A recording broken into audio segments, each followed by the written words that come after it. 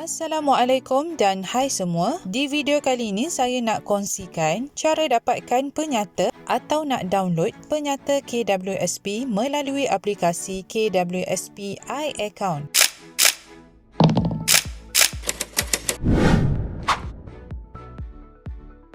Pertama sekali, buka aplikasi iAccount KWSP. Okey, kalau anda terlupa kata laluan, anda boleh klik pada lupa ID pengguna atau kata laluan dan ikuti langkah-langkah yang ditunjukkan.